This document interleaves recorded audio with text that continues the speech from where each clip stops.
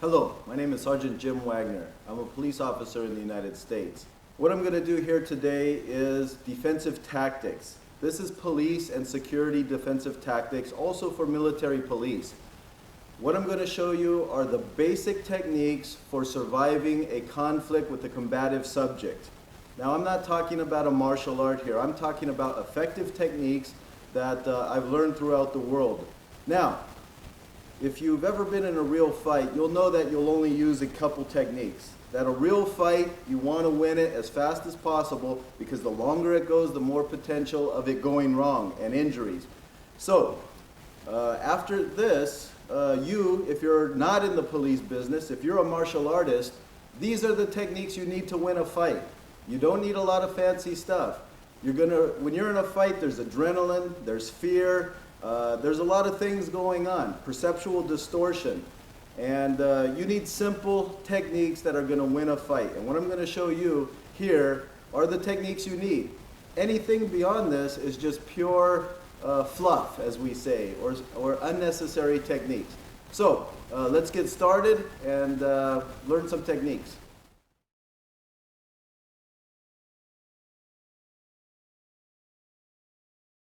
All right. First thing we're going to talk about is what kind of stance you should be in. Now, in the police business, you don't just come up to an opponent and stand right in front of them. Now, I'm going to be working out here with my friend, Constable Chris Saint-Jacques. And what I'm going to do is I'm not going to square off. The reason is I'm vulnerable to attack. He can kick me, he can punch me. This is a bad stance. It could be a party, it could be somebody you're talking to on the street, they're asking for directions. The main thing is, how do you stand? Well, in police business, we have what's called an interrogation stance. And again, distance is going to be dictated on the surroundings, but I'm just going to stand at this distance. At least I want him, if he's going to attack, he's going to have to take a step. That gives me reaction time. That's the key to any stance, is reaction time. Now, I do what's called blade my body. This is square on. This is called blading the body. Now, if it's just somebody casually asking me for directions, or I'm at a party talking, I don't want to look obvious and be in a fighting position. I can stand naturally and look like I'm ready. But he doesn't notice this. And what it does, it gives me the advantage to kick if I have to kick, or block if I have to block. The next thing you have to do is, what do you do with your hands? If I keep my hands here and I'm talking to someone and he suddenly punches me, there's too much reaction time here. Now I'm going to have to bring him up. So a lot of times when I'm interviewing a suspect, I'll just bring my hands up and I'll act casual with them. Hey sir, how's it going? What's going on here? Is there a reason you're here? And I keep them up here. Some people play with their wedding ring. Some people just rub their hands. Some just use a lot of gestures. Hey, what's going on? What's going on? But the main thing is I keep my hands up. In bodyguarding situations, bodyguards will often just keep their hands like this and just stand there real casual. Then if someone does swing at them and take a swing, it's already there and they can react. So this is the main stance you want. This is just an interrogation stance. Now, if I know I'm going to fight this guy and suddenly he's getting ready to fight and he's about to do it, now it's very easy just to get into the full conflict stance. Bend my knees, my shoulders are lined up with my feet so the center of gravity is here. My hands come up, all right? Now, where do my hands go? I'll face you. This is how it should look, more or less. You don't have to be perfect. This is not Japanese karate where everything has to be perfectly lined up. What you need is your hands guarding your front area. I don't care what happens outside of my body. I only want to protect my torso. I always think of my lead hand, or this is my secondary. I'm right-handed, so this is my primary hand, my secondary hand. We don't say strong hand, we don't say weak hand, because this is not weak. This is my primary, this is my secondary. And in this case, as a police officer, this is going to be the first thing I hit with. One of these hands. I'm not wearing my guns today because in this video I want this to be for civilians as well. And even if I were wearing my gun at this moment, if somebody attacks me, I don't have time to go for my gun. That's the mistake too many police officers make, or security people. If someone's attacking you and it's a surprise attack, you don't have time to go for your gun. You need to fight, get away from them, then go to your weapon. Well, as you're fighting, your hands need to be up. I always think of looking over the sight of my gun. If I'm too low, I can get hit. If I'm too high, I'm exposed. So keep it to where you can block with your elbow, and this is looking over your sight. This hand, my primary, stays near my cheek or somewhere here because I want to be able to block different attacks. Also, something you need to remember is keep your chin low. If you start bringing it up, you're going to end up getting hit in the jaw and get knocked out. So keep it low, keep your center low, keep the shoulders tight, that way you're a compact unit. Then from here, of course, you can go through the different punches, which we will describe in a minute. And lastly, if I fight like this, or I'm about to get in a fight, what does my body language tell you? It tells you that I'm timid. It tells you that you could come in. This says that I'm afraid. But if I come up and we're ready to fight, and I'm saying, come on, let's go, and I keep my hands up, I'm creating a barrier between you and me, and I'm also intimidating you, or at least I hope I am. So, this is the fighting stance you want, and this is the way you should get once the blows start going. And of course from here, it's very similar to Western boxing.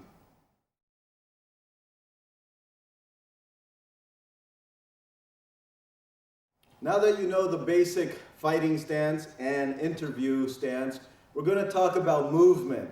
Movement obviously is critical in a fight. Now, when I'm in my fighting stance or my conflict stance, how am I going to move? Very simply. You're not going to be like a boxer in the ring. You're not going to be moving around like this. This is too unstable. There's too many things that can happen. You can trip. Yes, boxers do that, and many fighters do that when they're moving around when there's no action.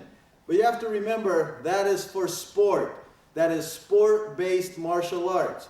When you're talking about real combat, you need your feet planted. It's okay to move around and move quick, but we're going to do some of the basics or some drills that anybody in a police academy learns. So, we're in a fighting position. And if I want to advance forward, I step and slide, and I end up in the same position. If I want to go backwards, I step and slide. I'm in the same position. If I want to go to my right side, I step and I slide, but I'm in the same fighting position. And of course, if I want to go to my left, I step and slide. So in a real fight, as I'm punching and I have to move, all these things become habitual, and you start moving around.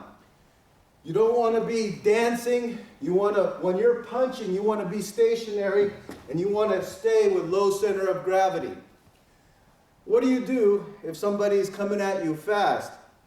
All of a sudden they pull a knife, and you have to retreat.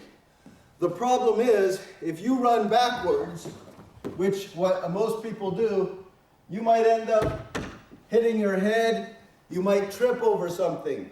So, we have what's called a hasty retreat or a fast retreat.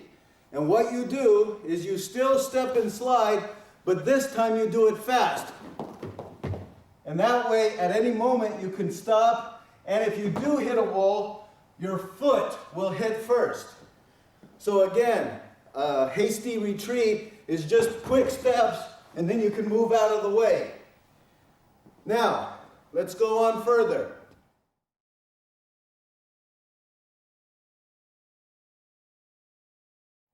Okay, now we're going to go into the actual, what I call arm strikes, because we're talking about our arms here. I don't want to say the word punching, because punching sounds like I'm beating up on someone. They're strikes. Now, the first ones we're going to start off with, and I'm in my fighting position, would be what we call the direct. Or some of you might know it as the jab. Well, a jab in boxing is just a light type punch. In police defensive tactics, what we have to consider is what we call target acquisition. Target acquisition is finding your target, hitting the right target, whether it's the nose, whether it's the sternum, whether it's the groin. It's finding the right target for the right moment. The next thing we have to talk about is what we call stopping power. If I just hit him lightly, or I come in lightly, it's not stopping him. We need to stop him immediately. That means penetrating. For example, I don't want to just hit him on the surface of the face. I want to drive through his face. If I hit him in the stomach, I don't just want to hit the surface. My goal is to go through him. That's called stopping power. And finally, we have what's called follow through. Once I hit, and this is the problem with people who have never been in a fight, they hit and then they look to see what happened. They want to see and see if they had any effect. No, you have to continue with your game plan and follow through. Or another way to explain it would be to continue or prepare to continue. So if I hit him, I'm going to keep hitting until he's on the ground, till I arrest him, till I escape. That is what's called follow through. The very first technique I'm going to show you is called a direct. The direct comes right from your lead hand or your secondary hand, and it goes to its target. It goes from A to B rapidly. We're going to practice it on focus gloves as well. The next one I'd like to show you is called the cross. It comes off the cheek, and it will go directly to its target. Go through the target. Think of it like a piston. The piston of a train or the piston of a car. It just goes straight in, straight out. You need to torque your body. You need to turn into it. You need power, and it pulls back. The next one is called a hook. The hook comes from the side. And all of these hits are with the two knuckles. The two knuckles lined up with the bones in my forearm. All right? You never want to have the wrist turned at an angle, or that's what's called a boxer break. A boxer break is where you can end up breaking your wrist. Now, I know what some of you are saying, oh, well, it's better to do open hand, and that way you're not going to break your wrist. No, that's not true. Most men are naturally going to use their fist in a fight. It is just the way human nature is. And also, women tend to use open hand. Now, you can train yourself to do one or the other, but I guarantee when your life is under danger, you're going to go back to your fist.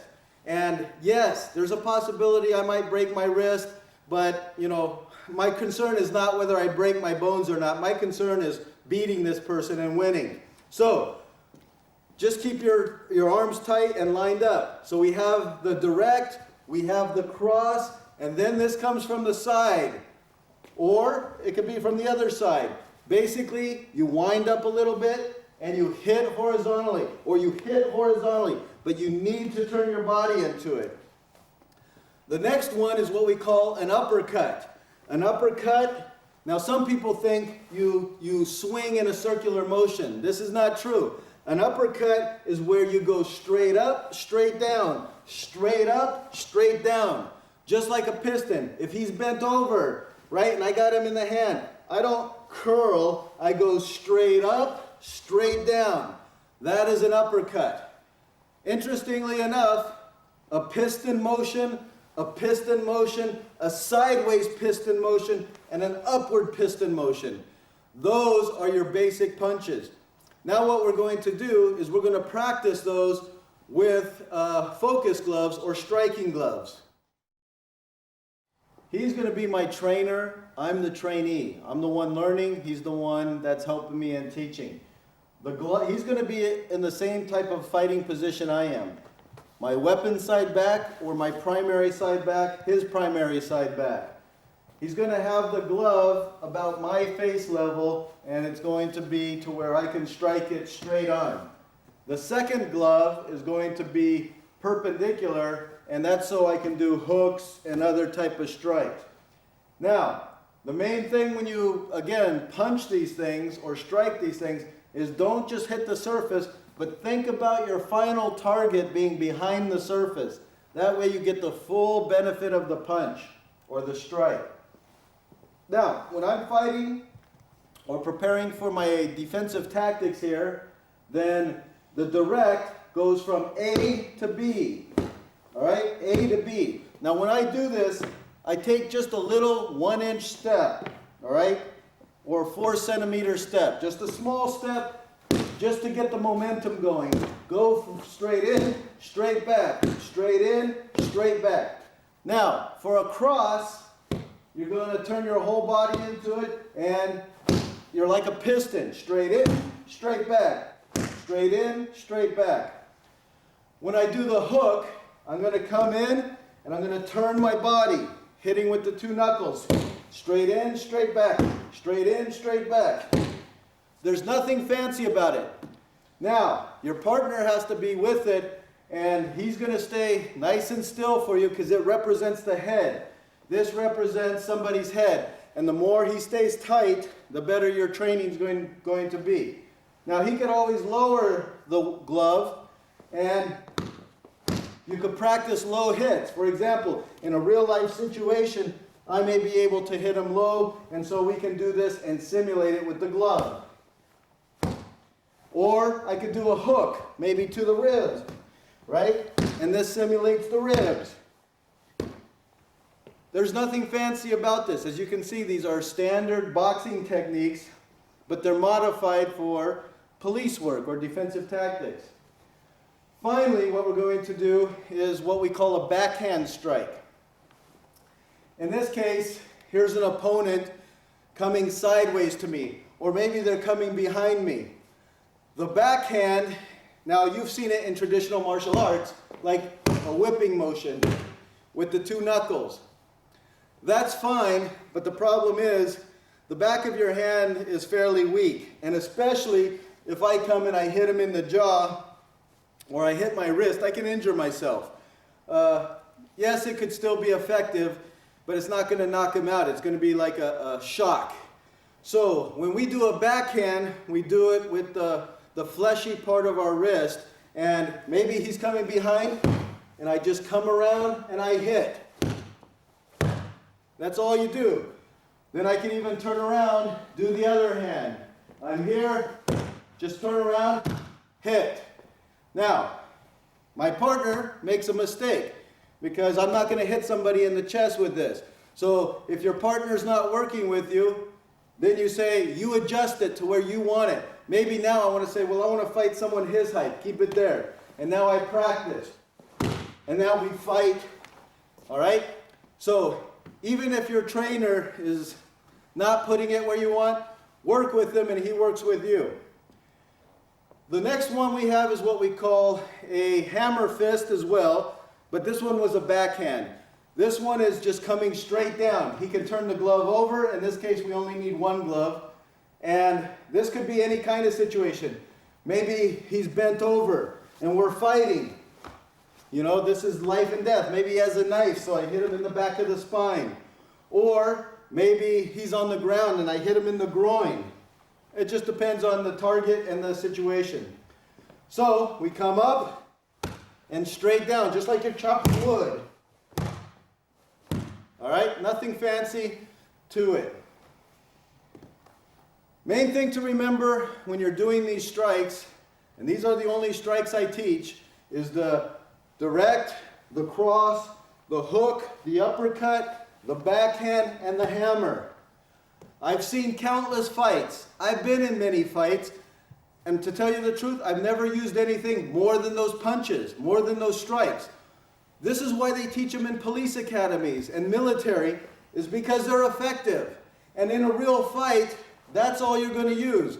If you start doing fancy stuff and doing, you know, the main thing is you got to stop them. You got to deal with it right away. Because I guarantee, when you start doing fancy stuff, that's the time you're going to lose.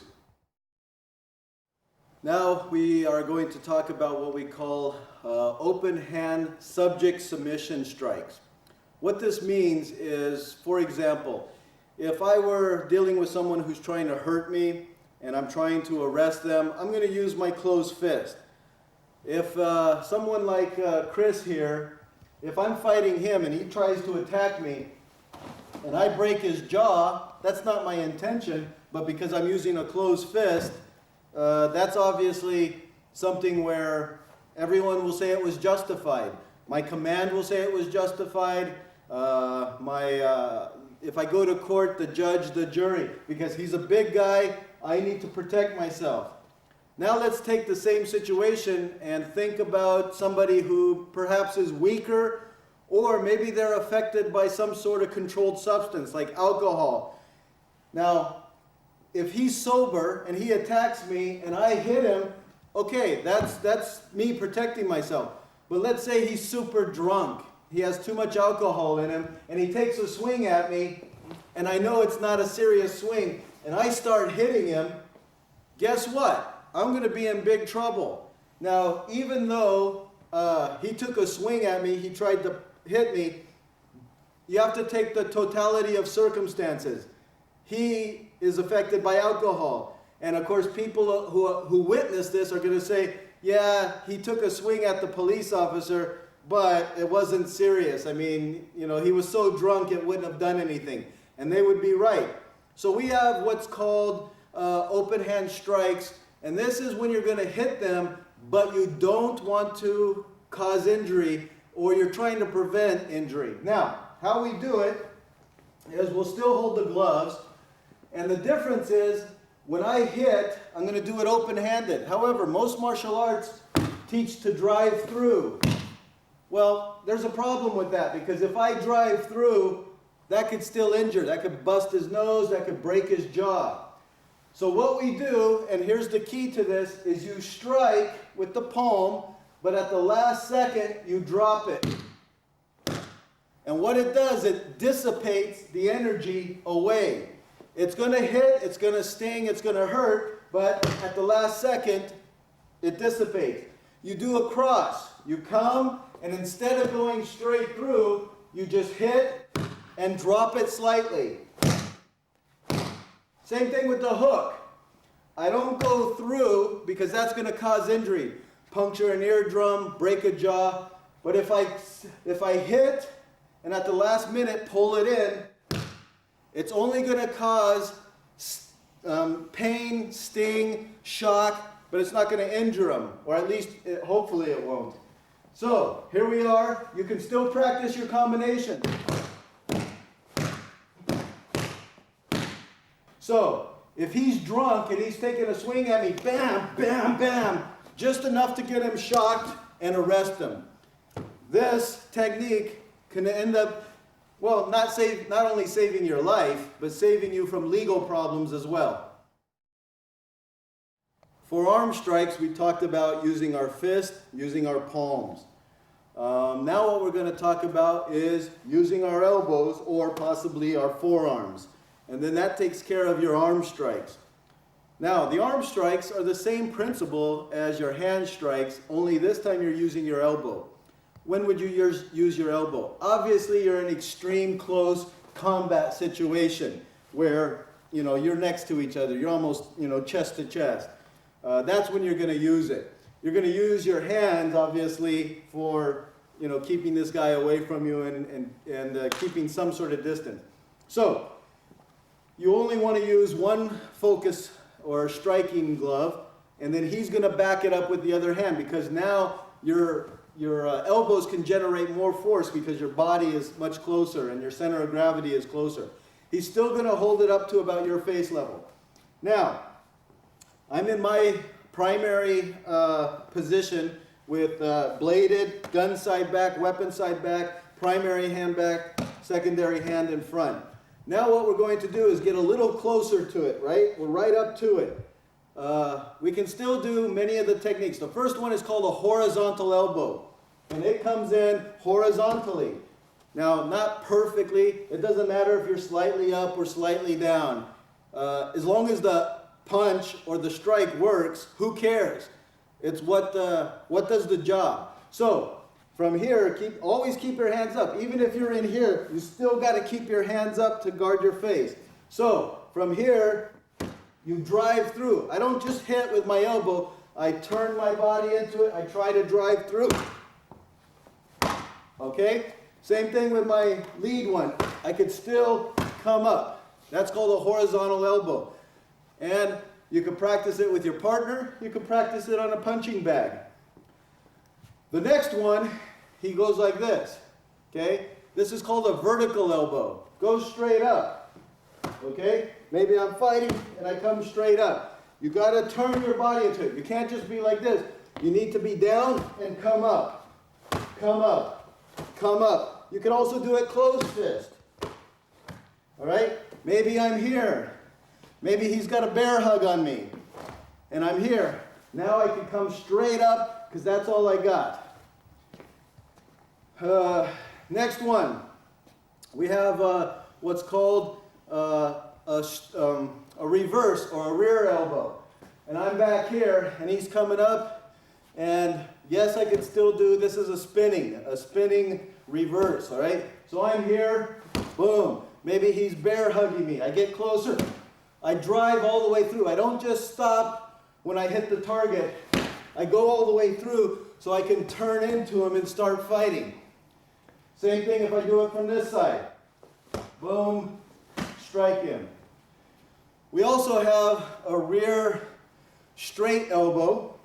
And this is a little tougher for him to hold. And he holds it much like this because he needs to have a good, and this is hitting somebody in the ribs or the solar plexus.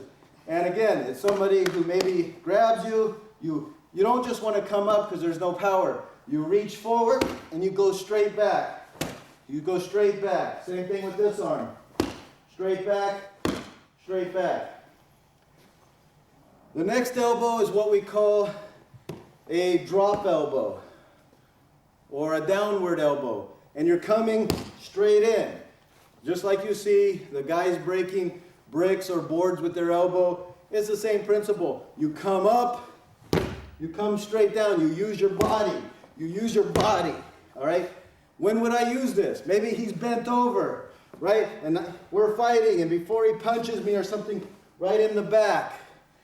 Now, and I talked about this in my baton video, and that is, if this is only impact force, I'm going to hit him only in big muscle groups, right? I would hit him in the shoulder. I'd hit him in the arm. Now, if this is lethal force, and he has a knife or something, now I go to the red zone, the spine, the kidney, the neck. But if this is only a fight to subdue him for a rest, green zones. Green zones are the big muscle areas. All right? So, those are the elbows that you would use in a real fight. Now when he holds up his mitt, right, you can practice a few of those close, just like a Thai boxer. Use your body and use tremendous force. You want to stop him right away.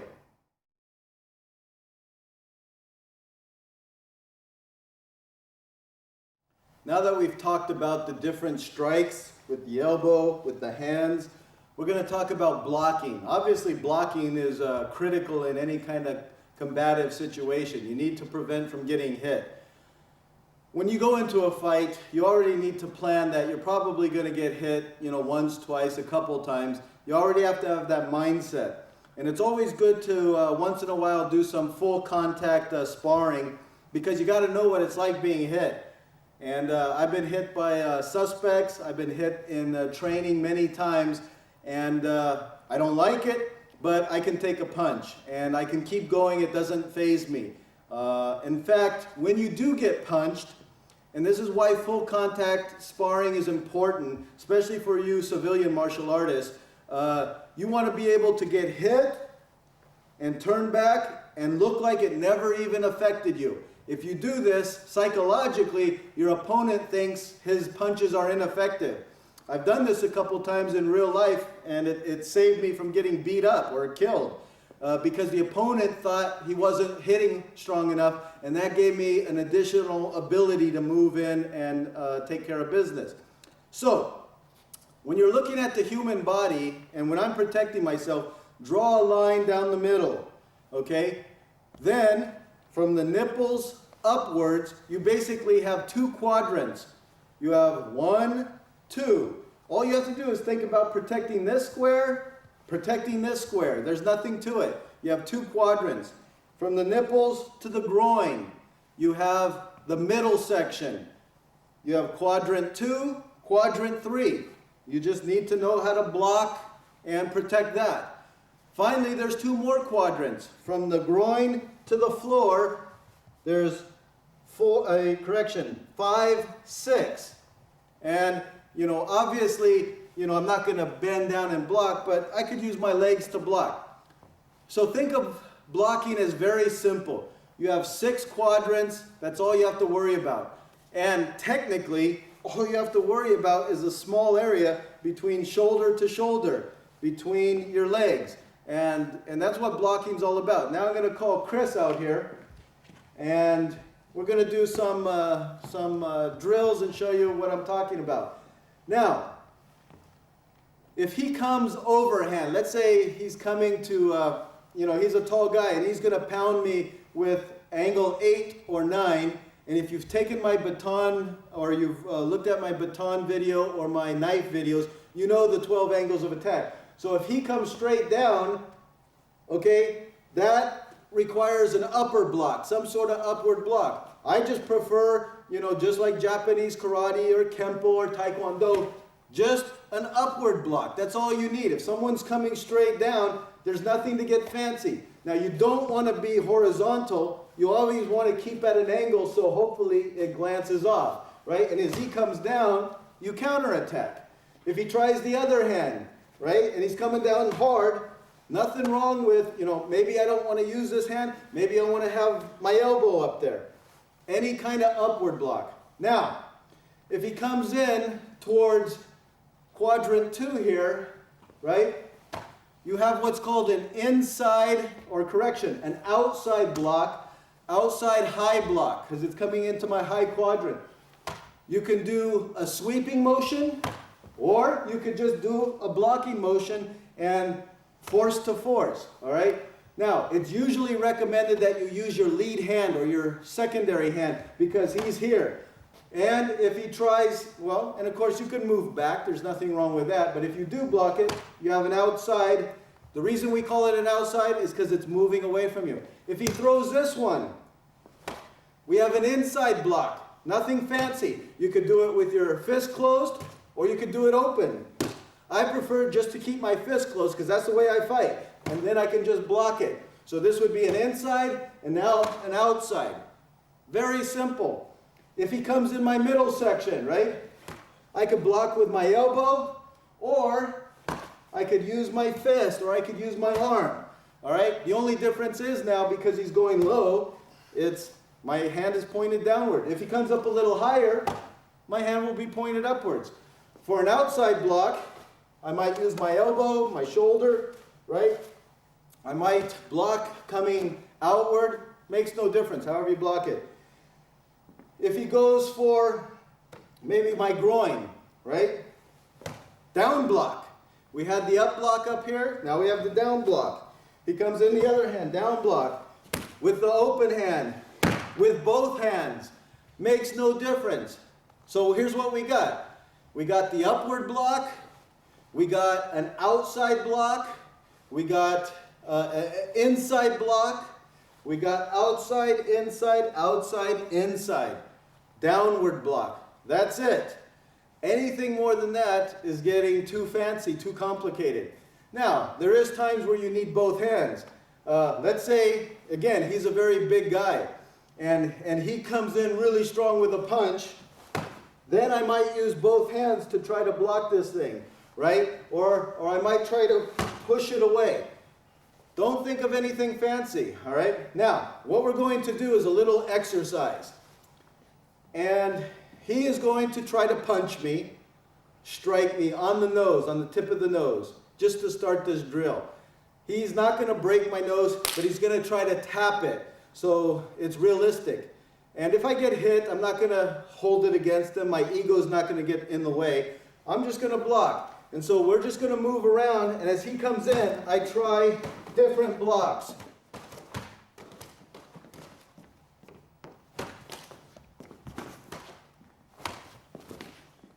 And that's all there is to it. Work with him, try to block, try to block, try to block, all right? Now, I want to teach you something that's critical here. And now he's going to do the same thing, but you're going to see me do something a little bit different. So he can throw anything he wants. If he wants to do an uppercut, uppercut, hook, whatever. I never tell my opponent when I'm training, well, I want you to do this. I want to be totally unaware. I want to be caught off guard. I want to be like a real fight where I don't know what he's doing. So he is offense, I am defense. Go. Come on, come on, come on, come on, come on. Come on, come on. All right. What was I doing there? I'm still blocking. I'm still doing the same thing, but it's what I call aggressive defense. Now, instead of just sitting there, okay, blocking, blocking, blocking, blocking. Instead of doing that, I was aggressive. When he came in, I was hitting him hard. I was hitting hard. I was blocking hard. Why? What does that do to my mind, my psychology? Gets me pumped up, gets me ready for the fight. I'm only going to defend myself once, and that's if I'm caught off guard.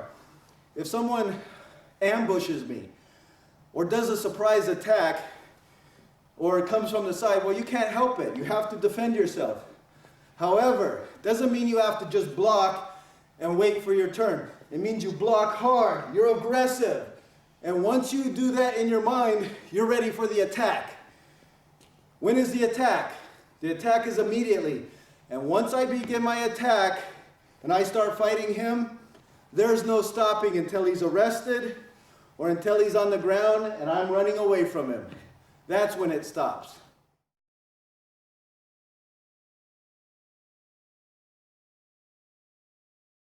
Now we're going to get into leg strikes. The knees, the feet. We'll start off with the feet.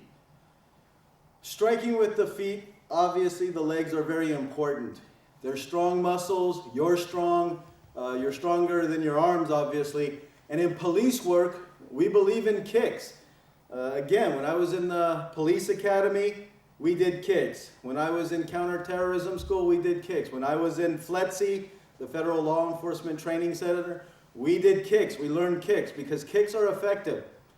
A lot of times the bad guys, they don't even realize the police kick. Of course, those who've been arrested by them, sometimes they do. But a lot of people don't realize they kick. And kicks are effective. And what I'm going to do here is first I'm going to show where I want to kick on his body. So, never kick above the belt line. Never. I mean, if you start doing these fancy kicks and blah, blah, blah, it's not going to work. He's going to take you down. You're off balance. You're going to slip. There's too many things that could go wrong. And the higher you go, the weaker you get. And plus, it's easy for him to see a kick coming. In police work, our main goal is the pelvic area. Not the groin. The groin is a good target, but that's not what I'm thinking about. Anywhere in the pelvic area is a good point. Why? First of all, his center of gravity is in the middle of his pelvic. All right? The top part of his hips. So, his center of gravity goes with him. And if I can stop him, that's going to prevent him from continuing his movement towards me. The second thing is, you don't really have much muscles here protecting this area. People have strong chests. People have strong stomachs if they work out. But there's not much here protecting you. And not only that, you have your small intestines there. And when you get kicked there, it hurts. Or if you get kicked in your groin, it hurts. All right? Also, you have the arteries. And sometimes when you kick that artery, it's a good shock to the circulatory system. And not only that, you have your hips. And that's where your legs are connected. And if you can jar him and make him go back, he's going to be hurting. So, my partner, Chris, here has a kicking shield. And this is just a standard kicking shield. How do I hold a kicking shield? With my secondary hand, I put it through like this. And I grab the top handle. I put it on my hip. And then I brace myself. Okay? And I bend my center of gravity so I could absorb the shock. Now, if you notice, as I stand close to this, this curve is around my hip area. It's a good design, and this is exactly where we want to hit. Now, we'll move here. When I strike this pad, I'm thinking of his hips. And I get into my fighting stance. I get my hands up. Now, how do I want to kick? There's three things I want to do. One, lift the leg up to the highest point, which is usually horizontal.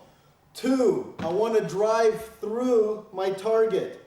The good thing about the hips is my leg doesn't go straight. My leg is going down at an angle, so now I have a lot of force and I'm using gravity to help me out. Third is once you kick, you step in, you take ground, you move in, and you fight. Now, a lot of martial artists, when they kick and they do what's called a snap kick, right? Or they might even step in and kick. That's not the way we kick in police work. What do I mean? Forget about thinking about him and his hip and a human target. Think about kicking in a door that is locked. If I come up to a door, I'm not going to kick a door open like that. I'm going to kick it with my whole flat of my foot, and I'm going to try to push through it, and I'm going to try to knock that door open. If you don't believe me, try kicking a door open one day, and especially a solid door. You're going to use a lot of force. So, I'm going to try it here, and you go through, you get up, you try to make it move back, and you do it like you're kicking a door. After you kick it, that's when you follow through. That is the front kick. What I'm going to show you now is how we actually use the front kick in a scenario or real life situation. In this case, maybe I'm a police officer, a SWAT officer making a raid into a building, or I'm trying to get past this person and he's getting in my way. Here's a person I'm telling to get down, but he won't get down, he won't cooperate. And yet I got to get past him or get to my objective. In this case, I have my weapon up, and as I approach him, I'm obviously going to be keeping my weapon close to me, and then I'm going to kick him. So I might be coming into a situation, get down on the ground, get down. And then I come and I deal with him, all right? I have my weapon on I have my weapon in my hand. I don't want to let go of it. Plus, I don't want to do anything crazy because I don't know where this is pointing. I always want to keep it pointing on my subject. And as I'm coming in, I'm doing a combat glide. I'm coming, get down. I pull the weapon in, bam. Then I can do whatever I have to do or back up, give him orders. Another situation, whether you're in America or whether you're in Canada, maybe we're in Quebec, nous sommes ici, élevons, arrêtez, mets-toi par terre. Alright, so he gets up. Now, what did I do in this instance? He was coming towards me. I'm telling him to stop. I'm giving him the universal symbol for stop. He won't stop. Well, I don't want to be punching someone that's charging me like a bull. So at the last second, right in the stomach, or in this case, right in the pelvic area, which is even far better, our target area. I kick him, and hopefully that will stop him.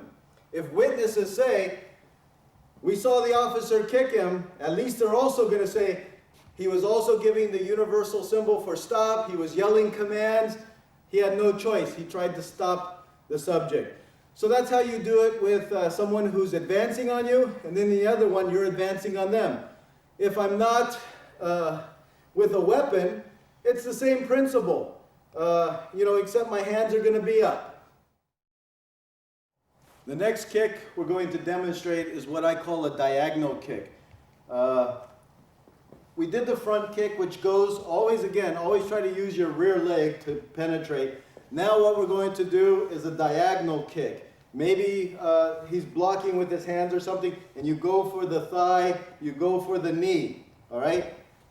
Many traditional martial artists call it a round kick. However, a round kick for a traditional martial arts is going to be with the shin or the instep.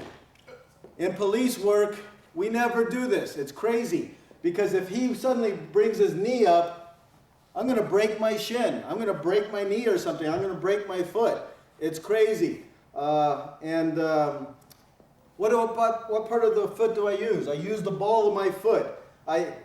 Police work, I have boots on. So I'm going to use that boot and I'm going to get it right in the thigh, like so. It's a diagonal kick. The reason we don't call it a round kick is because we're not thinking about spinning around like a traditional martial arts. It's from a fighting stance, and just like a front kick, it's just going to be there and penetrate. We're not going to do anything fancy. It's just coming diagonal. So now he puts the shield up. We're going to hit the thigh area, and I'm here in a conflict stance, and I hit.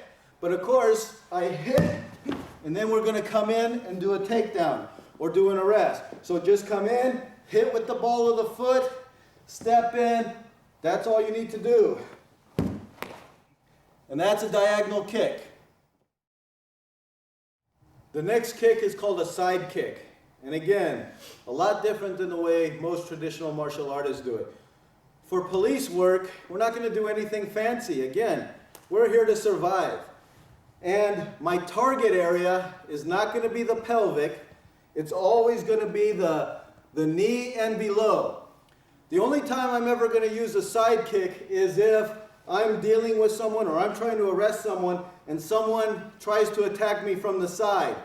In that case, my knee comes up, and unlike a martial arts one, I'm going to try to ram my whole heel into his knee, okay?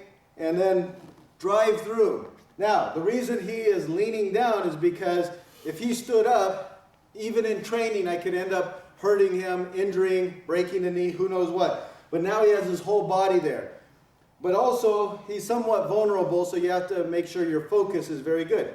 So just to train, you can even have someone here in front of you talking. All of a sudden, you have a threat, you bring the leg up, you point your butt towards him, and you slam in, and then you can deal with him later. But again, he can't keep his balance, so you have to be careful. So just, again, knee up, throw the whole heel in, and then just pretend you're taking him down or pushing him away, whatever. But try it a few times, and that's it. You're not going to go higher than the knee. The next technique I'd like to show you is a back kick. And I'm going to use Chris here to demonstrate what I mean. Now, like I said, you're never going to override human instincts. If I'm standing here and suddenly someone's behind me, what do most martial arts schools teach? I hear someone, they turn, they look, they do something fancy, and they act like that's going to work. What is human nature?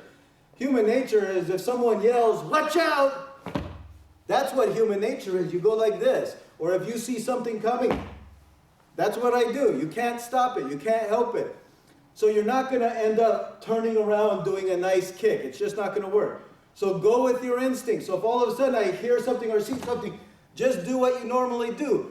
Now that you're already there, look over your shoulder or under your shoulder.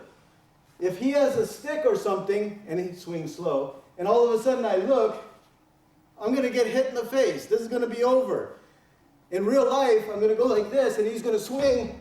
At least I'm protecting myself. I'm getting away from him. In a real situation where a bad guy wants to get you, he's going to usually go for the head. Whether he's going to hit or whether he's going to choke, he's going to go for the head. By me going like this and getting away from it, at least he has to reach for me. Now, the next step would be, if I see something out of my peripheral vision, I do it, and now I go for the pelvic area. It's not a difficult kick. It takes no skill. You just throw it. It doesn't matter if I hit him in the legs or I hit him anywhere. It's going to stop him. Now, he's going to grab himself a shield. And now I have a helper, my friend Manju. So, maybe he's a suspect I'm talking with. and that might be his friend, it might not. It might be just somebody ready to attack me. So, if all of a sudden I'm talking with him, and he advances, what happens if I go like this, and now I kick? If he's a bad guy, he can end up hitting me, kicking me. So, here's what you do if two people are coming towards you.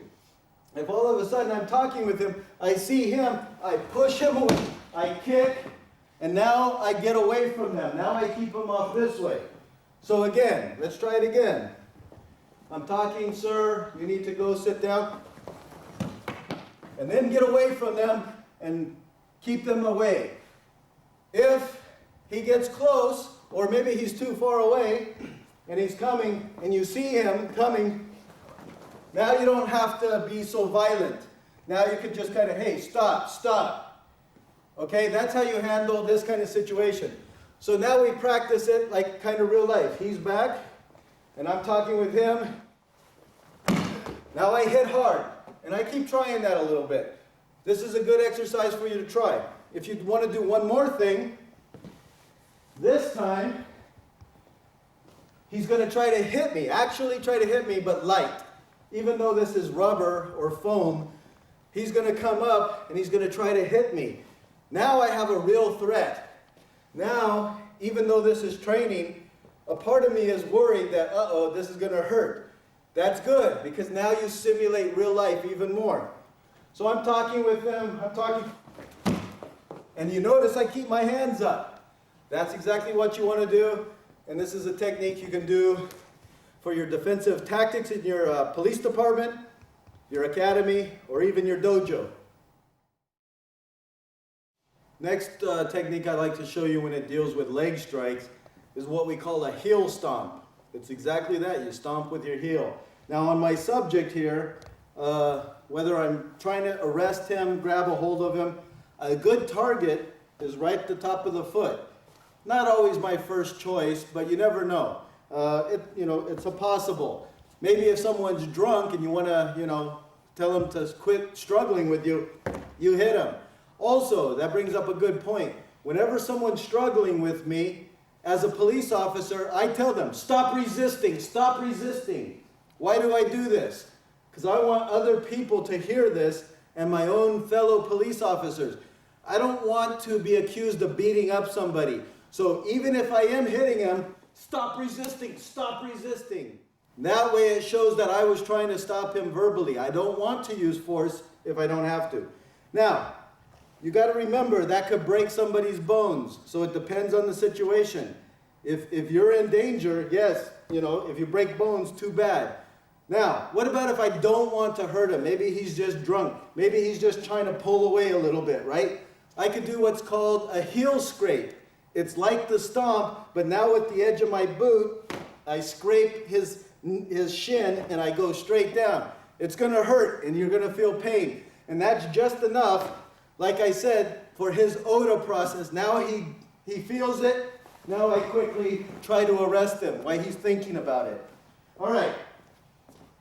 Because this is difficult to practice, all we do is we put a bag like this on the ground. Then I just practice a heel stomp. Come up and just do it like that a few times, just to get used to it. You need to bring the knee up and you need to come down. That's all there is to it. Now, how do we practice this with maybe my partner? We have a fun exercise, and at first it seems very simple and silly, but in reality it's a very good one, and it's good for competition between two fighters, because now you really get the idea of movement. So, I grab his shoulders, he grabs mine. We call this the dance. Once the instructor says go, we're both going to try to hit each other's legs and see who can hit first.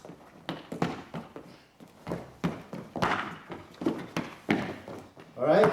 Now, I usually have my students go for 30 seconds, maybe even sometimes a minute. 30 seconds a minute, you are tired, you're wiped out, but it teaches you to move. And of course, this comes in handy in a real fight, because now if someone tries to trip you, you know how to move your feet and get out of the way. So this is called the heel stomp. We went through the different leg strikes with the feet. Now what we're going to talk about are leg strikes with the knees. Just like the elbows, which are used for close contact, the knees also for close contact. Now, obviously, you're going to stay waist and below. However, that may not be your target. If he's bent over, yeah, you're going to hit him in the face, you're going to use your knees. But generally, if he's standing, you're going to stay within the low areas. Your knees are already there, so why go high? Now, when we practice, there's a few techniques. The first one would be called a vertical knee. It goes straight up, obviously straight into the groin, or if he's bent over, straight up into the face. Injuring force, obviously. Now, the next one would be what we call a straight in knee. Maybe he's got his arms around me and I can't get away. I throw my leg back and now I just go straight in. Whether I hit the knee or the groin makes no difference. It's enough to get him distracted so I can hit. Okay? The next one would be what we call a diagonal knee. And just like you did your diagonal kick, now all you do is go diagonally into the side, all right? Or into the knee. Or I could also do it from the inside here, right in here, right to the groin. There could be a couple reasons for this. Maybe his leg's out further. And if I go straight in, I might hit his bone. But if I go here, I get the muscle against the bone. Finally, we have a drop knee, but we'll do that last. So, for the first technique with the shield, the way you hold your shield, if you're the trainer, is one hand grabs on top, one hand grabs on bottom, put your elbows out, lean over it, and that gets you ready for the vertical knee. So, as you notice, he leans over, it's about pelvic area. So, I'm up close to him, and I just get in a fighting stance, and I drive up. That's the vertical knee. Next one is he takes it and he holds it like so and he braces himself. It's going to hurt and I position him like this for the camera. I stay close to him. I touch it. Maybe he's got me in a bear hug and I'm here. And then I just go straight in. So I'm here and I can't go anywhere. And now, once I do that, I jump into a fighting stance. Now I can maybe grab a hold of him, and then I'm in a fighting stance. The next one, diagonal. Now I'm here, I want to come straight up, at a diagonal angle.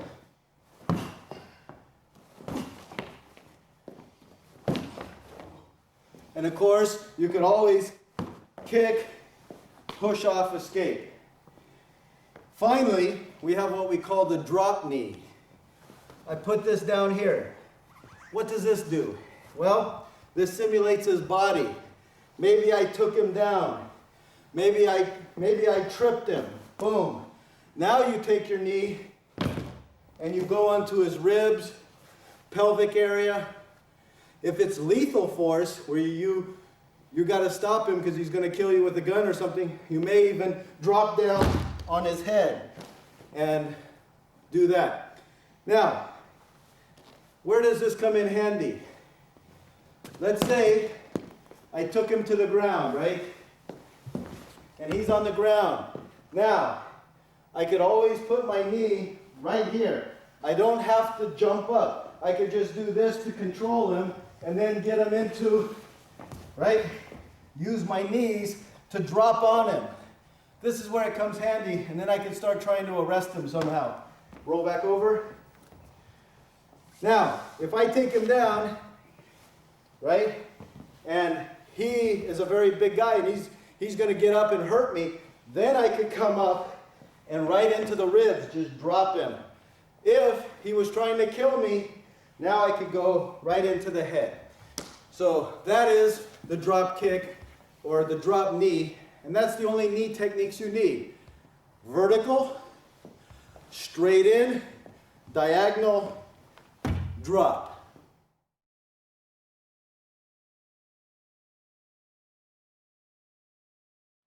We've talked about how to strike somebody with your legs, with the feet, with the knees. Now it's important to know, how do you block? I basically use two different types of blocks. I like to keep it simple, and that's it. The key to remember is, in any kind of fight, the general rule is hands to hands, legs to legs. Block with your, now obviously if someone's trying to kick my head like a martial artist, yes, I'm going to use my arms, I'm going to try to take him down, I'll do what I have to do. But generally, if someone's a street fighter, they're not going to do anything fancy. So if he tries to kick me in the groin or the knee, I use my legs to block. If he tries to hit me with punches, you know, I use my blocks, whatever. Now I have Chris here, and the first technique is what we call a stop kick. And maybe I'm writing him a ticket, and he's getting angry, and he doesn't want the ticket. Next thing you know, he tries to kick me. I do what's called a stop kick. First, I lean back, always get away from the kick. Then I throw my foot up. I don't do anything fancy. All I do is think about putting my foot in front of my center line. All I think about is just raising my foot up. He's going to kick somewhere in this area, and if I see it coming, I just raise my foot. Immediately, I will come in and start taking this man down and arresting him. If he's a professional, he's had martial arts experience, or he's had a lot of fighting experience, he's the type that's going to raise his leg up, boom, and kick me. Or even go for a high kick, right? He's going to kick me. So, how do I block that? Again, primary side back, secondary side guarding. Maybe I'm writing him a ticket, maybe I'm talking to him. Now when I see it coming, all I do is I raise my knee and put it in front of my body. Not high, but just within pelvic area. So I do what's called a spear. I spear him.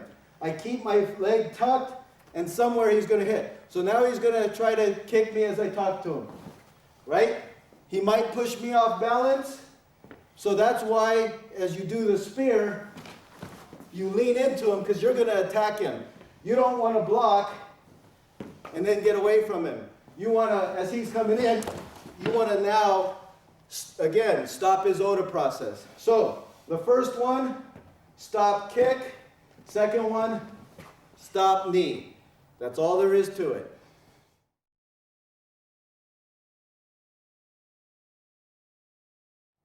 Of course, our system is what we call a head-to-toe system. We covered the arm strikes, we covered the leg strikes. Now we're going to talk about head strikes. And obviously, sometimes you're going to have to use a headbutt to get out of some situations, especially if your arms are locked up. Now, we do it on a focus glove, and obviously, you're up close to this person. You would never do it from a far distance. It's when you're wrestling with someone and you're close. Now, the part of your head that you want to hit with is the curved part. You don't want to hit flat. And if possible, you want to hit slightly to the side, because I don't want to take a chance of hitting my nose, and I can easily move in and keep my face out of the way, and it's going to hurt. Not only that, I'm not going to get my head snapped back. I'm already in a circular type motion. Now, if I'm on him and we're hitting, I'm just going to come in and smash here. And of course, now my nose is away from his face. Now with this, we just do a focus glove and we just hit it. It's just a quick hit.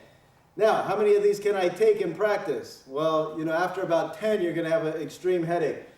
3 or 4 times, boom, boom, and just try it. You have to practice it just to get the right target area. And like I said, target acquisition is everything. Finally, the last one is, he has it here. Maybe he has me in a bear hug. You don't just want to use your head, because look, all you're doing is using your neck. If he's got me in a bear hug, I have to lean forward and then just go back. You just have to commit. It's going to hurt, but again, you're trying to do the curve of you don't want to hit the back of your head, because that's where it connects to your spine. You might knock yourself out. So you just want to hit the curve part. Again, 3 or 4, that's it. You know, you don't want to have brain damage after this training. But it's good to practice once in a while. And again, you may need it. In conclusion, practice these. That's the main thing. It does not take years and years and years to be a master. If you practice these techniques and you become an expert with these techniques, you're going to be just as good as any street fighter out there, any criminal, because this is what they practice. They don't get fancy. And of course, when you go up to the bag, like I said, when you go up to a punching bag at home or in your school, treat it like it's the real person. Don't just walk up and play with it. Walk up and act like it's somebody pushing you in a bar. Wait, what's going on? What's going on? And then just hit it, and then get away from it or run from it.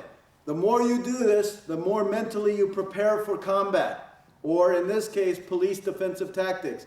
Of course, I take it one more step further as a police officer. I'll get away, draw my gun, give it orders, but it's just a bag. However, if you think like a realistic, you will be realistic out there in a fight. That's the main thing, reality-based. Think real, train real, and when you go out there on the streets, because it's so simple, you'll fight real. If you're interested in any of my other videos, again, check them out at Budo International. Plenty of videos in the magazine.